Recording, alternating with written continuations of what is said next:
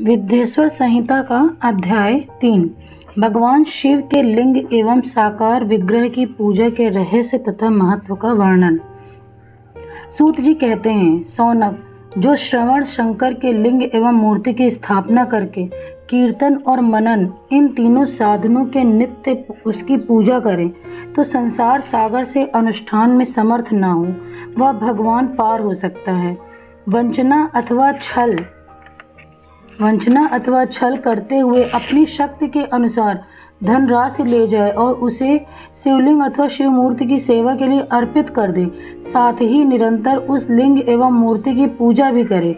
उसके लिए भक्तिभाव से मंडप, गोपुर, तीर्थ, मठ एवं क्षेत्र की स्थापना करे तथा उत्सव रचाए। वस्त्र, गंध, पुष्प, धूप, दीप और पुआ और शाक आदि व्यंजनों से युक्त भांति भांति के भक्ष्य भोजन अन्न नैवेद्य के रूप में समर्पित करे। छत्र, ध्वजा, व्यजन, चामर तथा अन्य अंगों सहित राजोपचार की भांति सब सामान भगवान शिव के लिंग एवं मूर्ति को चढ़ाए। प्रदक्षिणा, नमस्कार तथा यथाशक्ति जप करे। आवाहन से लेकर विसर्जन तक सारा कार्य प्रतिदिन भक्तिभाव से संपन्न करे। इस प्रकार शिवलिंग अथवा शिव मूर्ति में भगवान शंकर की पूजा करने वाला पुरुष श्रवणादि साधनों का अनुष्ठान न करे तो भी भगवान शिव की प्रसन्नता से सिद्धि प्राप्त कर लेता है।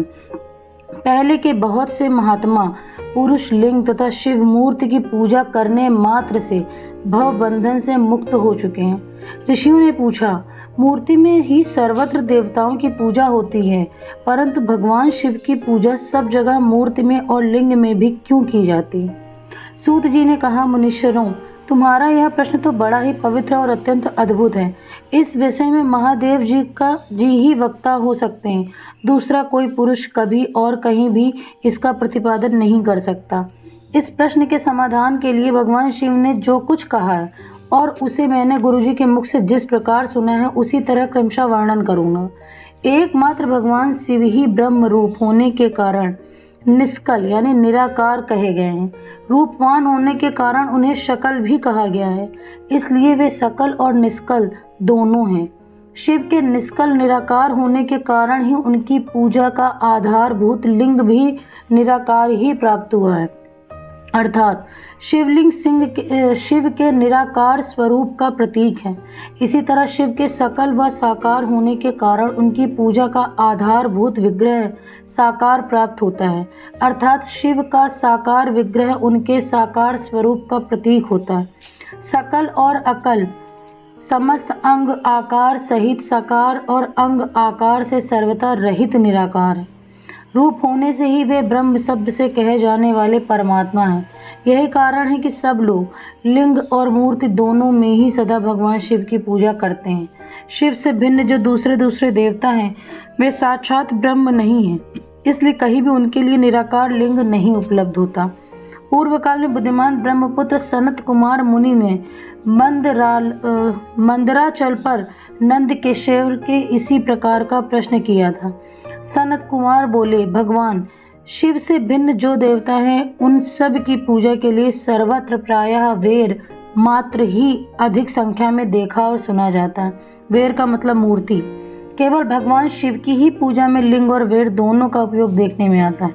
अतः कल्याण में नंदकेश्वर, इस विषय में जो तत्व की बात हो उसे मुझे इस प्रकार बताइए जिससे अच्छी तरह समझ में आ जाए। नंदकेश्वर ने कहा, निष्पाप ब्रह्म कुमार, आपके इस प्रश्न का हम जैसे लोगों के द्वारा कोई उत्तर नहीं दिया जा सकता, क्योंकि यह गोपनीय विषय है और लिंग साक्षात ब्रह्म का प्रतीक है।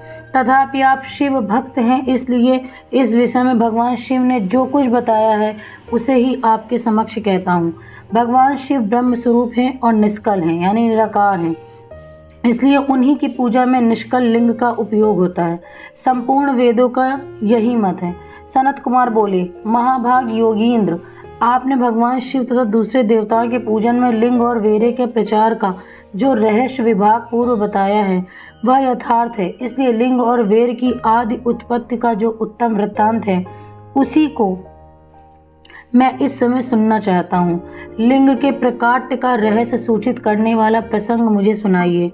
इसके उत्तर में नंदकेश्वर ने भगवान महादेव के निष्कल स्वरूप लिंग के आविर्भाव का प्रसंग सुनाना आरंभ किया उन्होंने ब्रह्मा तथा विष्णु के विवाद, देवताओं की व्याकुलता एवं चिंता, देवताओं का दिव्य और कैलाश शिखर पर गमन, उनके द्वारा चंद्रशेखर महादेव का स्तवन, देवताओं से प्रेरित हुए महादेव जी का ब्रह्म और विष्णु के विवाद स्थल में आगमन तथा दोनों के बीच में निष्कल आदि अंत रहित भीषण अग्नि स्तंभ के स्वरूप में उनका आविर्भाव आदि प्रसंगों की कथा कही।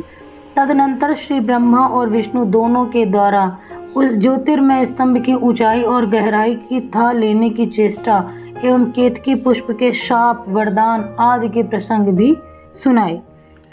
अब आज अध्याय 3 खत्म हुआ, 3 और 4। कल अध्याय 5 से लेके 8 तक का प्रसंग होगा।